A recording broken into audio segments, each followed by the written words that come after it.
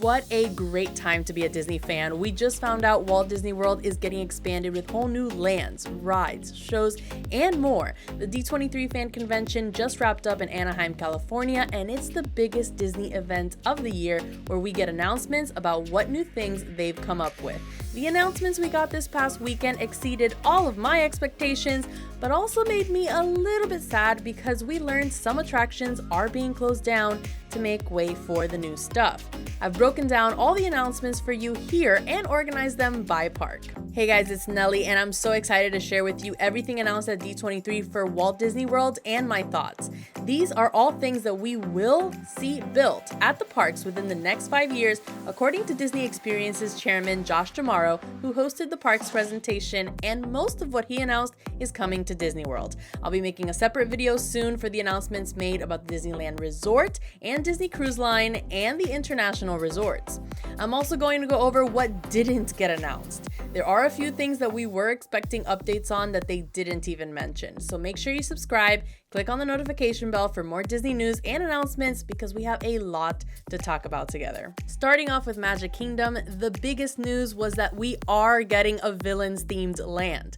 This is something they were talking about potentially doing in their Blue Sky Ideas session over at Destination D23 last year. We now have concept art that has a lot of references to Maleficent in particular. You can see her castle, her crow, and the thorns she conjures in the movie. Maleficent herself appears in her dragon form here. Will we see an animatronic dragon at Magic Kingdom like the one at Disneyland Paris? I hope so because that one looks so cool. But she won't be the only villain appearing. Disney teased the evil queen from Snow White, Ursula, Cruella, and many more villains in their announcement and social media accounts. They also promised us 2 major attractions, dining and shopping on an incredible, twisted grand scale. We don't have any details on what the rides will be exactly, but if you look closely at the concept art, it shows us some roller coaster tracks and a ride vehicle going through this underground area here. Are these 2 separate roller coasters or the same one?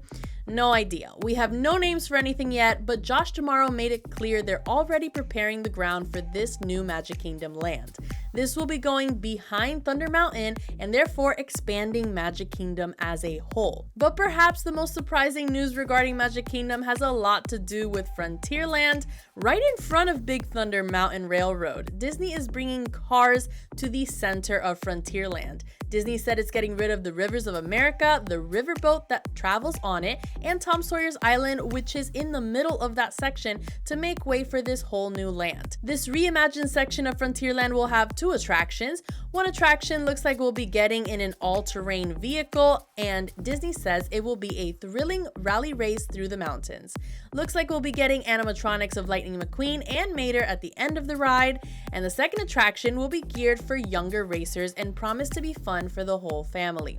We have no other information on that second ride just yet, not even concept art or an idea of what kind of ride it will be. We don't have names for either of these rides yet, but we do know that work for this new space in Frontierland will begin in early 2025. I have a whole video breaking this down further. Go check that out after this video. Over in Adventureland, we do have new concept art and an opening timeline for the new Pirates of the Caribbean themed lounge that Disney announced at last year's Destination D23 event. They're now calling it a Tavern themed to Pirates of the Caribbean. Still no confirmation if it will take over Tortuga Tavern, which sits across the way from the Pirates ride. Tortuga Tavern has been closed as a quick dine location for a few weeks now and recently was turned into a gift shop, while the actual Pirates of the Caribbean gift shop is being refurbished. The other theory is that this new tavern will open up right next to the Pirates gift shop in the area which used to be used for the Pirates League, which was kind of like Bibbidi Bobbidi Boutique, where kids could get a pirate makeover instead of a princess or prince makeover. The Pirates League has been closed since 2020. Personally, I think they'll be opening up the new Pirate Tavern where Tortuga Tavern is right now, just across from the ride, not in the Pirates League, but we'll just have to wait and see. Aside from the new concept art, it was announced this bar is opening up in 2025. Moving on to entertainment and shows, I'm so excited to say we are getting an original nighttime parade back at the Magic Kingdom for summer 2025. It's called Disney Starlight, and Disney says it is using the latest technology to tell new stories about the characters you love. All of this is being brought to life by the magic of the Blue Fairy, in addition to beloved characters from Walt Disney Animation Studios films Peter Pan, Frozen, Encanto, and more. The last time we saw a nighttime parade was back in 2016 before the Main Street Electrical Parade returned to Disneyland after we borrowed it. That's 8 years without a nighttime parade at Walt Disney World. And we haven't seen an original exclusive nighttime parade come to Magic Kingdom since 2010 when SpectroMagic had its last show. These parades are more costly than castle shows or projections, so it makes sense they don't want to have them all the time, but since they're a fan favorite, Disney brings them out when they're in need of an attendance boost. And if you've seen how empty the parks are this summer, it makes sense Disney is bringing back an original nighttime show to try and prevent another attendance decrease next summer. Whether it's to increase attendance or to keep the park regulars happy, I'm extremely excited for this because I grew up watching SpectroMagic each night I spent at the Magic Kingdom, and since nighttime parades disappeared years ago, I've never gotten over the feeling that something is missing at the end of the night at the park. Over at Animal Kingdom, it's confirmed that Dinoland USA will be replaced by the Tropical Americas area, with both Indiana Jones and Encanto attractions that Disney previewed as a possibility at last year's Destination D23 event. Guests will enter Pueblo Esperanza and encounter a lush and sprawling space featuring a large fountain with special lighting effects in the center where the villagers like to gather and tell stories. Josh D'Amaro said the town will feel similar to the Harambe area, where the land feels lived in with a long, rich history. Disney says to ensure the authenticity of the Tropical Americas, Imagineers conducted numerous research trips, drawing inspiration from various places, including Mexico's Yucatan Peninsula, to authentically reflect the region's people, architecture, and more. Now to the rides in that new area, it seems the Triceratops spin will be replaced by a wooden carousel created by the town's woodcarver and featuring his favorite animals from Disney stories like Kevin from the Pixar film Up. My favorite ride in the whole park will be replaced by an Indiana Jones ride. Yes, Dinosaur shares the same ride vehicles as the Indiana Jones ride in Disneyland, but Disney says that this Indy ride will have a completely different storyline than the one at Disneyland or at any other Disney park.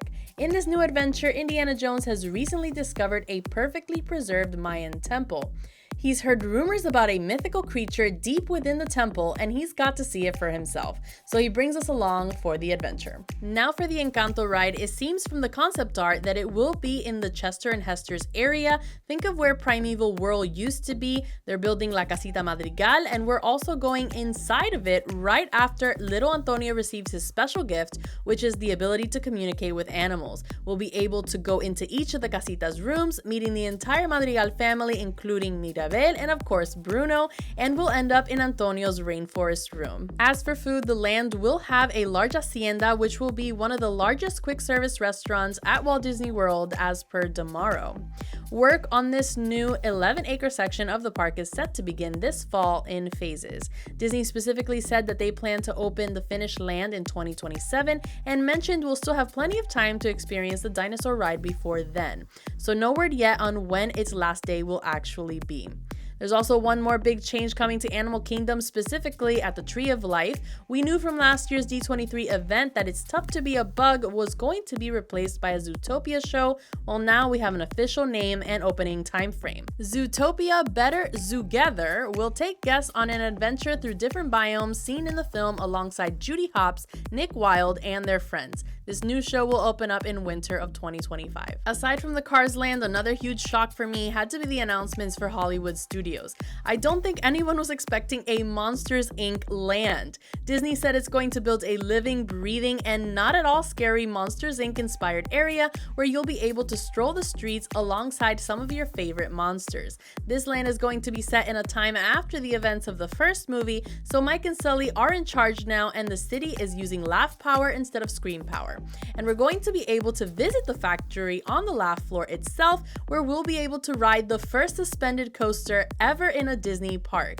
Disney says we'll feel like we're hanging on the side of a door whizzing through the factory just like Mike and Sully did when trying to find Boo's door in the first film. Work on this land is set to start next year in 2025, but let's take another look at the concept art because something else caught my eye that would be amazing if they actually built. I think I see a Sully themed slide. Does that mean that kids are getting a playground back at Hollywood Studios? I sure hope so, because right now we're not going to Hollywood Studios as much because it doesn't have that much for young kids to do like my son. The only two rides that he can go on right now is Mickey and Minnie's Runaway Railway and Toy Story Mania. While Disney didn't actually mention they're building a playground, the fact that it's included in the concept art means they're at least thinking about it, and I hope they do build it because Hollywood Studios is the only park that doesn't have a real kids playground right now. And I think it's time they change that. The other big announcement for Hollywood Studios was the addition of Mandalorian and Grogu on new missions on Millennium Falcon Smugglers Run. In the concept art, you can see Mando and Grogu flying next to the Millennium Falcon as we fight with some TIE fighters. If you haven't heard yet, these two Star Wars characters are getting their own movie in 2026 called The Mandalorian and Grogu. It seems that while they shoot that movie, they'll also be filming scenes for the new mission on the Millennium Falcon rides at Star Wars Galaxy's Edge in both Hollywood Studios and Disney California Adventure, also debuting in 2026. Now let's talk about EPCOT. It just went through its reimagining and the construction walls are finally down, so we weren't expecting any major announcements for this park, but we did get an update on when Test Track will reopen. The next time you'll be able to speed down the track will be in 2025. They didn't say which season, just 2025. They did reiterate that Test Track 3.0 will celebrate today's innovation while highlighting the past, present, and future. We don't have new concept art. These are from last year, but they did give us new info on the queue itself. While you're waiting in line, you'll walk through 6 distinct exhibits, and within each room, you'll find the vehicles and people behind those vehicles. And here's some new info on the changes coming to the ride itself. Disney says new show scenes will be added, showcasing technological advances and how our lifestyles and relationships to mobility connect everyone. Enjoy a ride through scenes focusing on onboard technology, customization, and personalization, followed by a trip through a scenic outdoor route reminding us all of the joys of driving, taking in the world around us, and spending quality time with friends and family. Construction is already underway, and once again, it is confirmed that Test Track is reopening at some point in 2025. There is one completely new experience coming to EPCOT that was announced at D23, a brand new lounge themed to Spaceship Earth. Disney says this lounge is inspired by the stories, shapes, and enduring legacy of this timeless icon. Taking inspiration from the geometric sphere, this space to gather and enjoy refreshments will be draped with rich textures and warm metallic tones, giving a mysterious and elegant intimacy. This is going in the former corporate sponsor lounge that is attached to Spaceship Earth and overlooks World Celebration. In the concept art, you can see through the windows and out to the fireworks over the lake, and you can even see the glass pyramid of the Imagination Pavilion where the Figment ride is. Now let's talk a little bit about what didn't get announced that I know a lot of people were hoping to hear about, and if you think of any more, let me know in the comments because I'd like to make a whole nother video on this topic. Here are some of the ones that popped into my head while watching the presentation. They did not talk about a 5th park. I know Disney made a deal with the state to keep that ability to open a 5th park if they choose to, but we didn't hear anything about that this weekend. We still have no idea what Disney will do with the now abandoned Galactic Star Cruiser. They didn't even mention it. No news on the possible refurbishment or retheme of the Figment ride at EPCOT. We do know that they've pulled some permits for work in that pavilion, and there are rumors that there will be a retheme, but nothing has been confirmed. And lastly, we didn't hear anything about the new Disney Vacation Club Lounge coming to Magic Kingdom in Frontierland, nor the refurb happening at the DVC Lounge in the Imagination Pavilion at EPCOT. I'm sure there are plenty of other announcements you guys were hoping for that we didn't get. Let me know in the comments, and also let me know what surprised you the most of the announcements that we did get. I do hope you're as excited for the future of Disney parks as I am after hearing the D23 announcements. Please like this video, subscribe, and see you next time here on Park News Magic.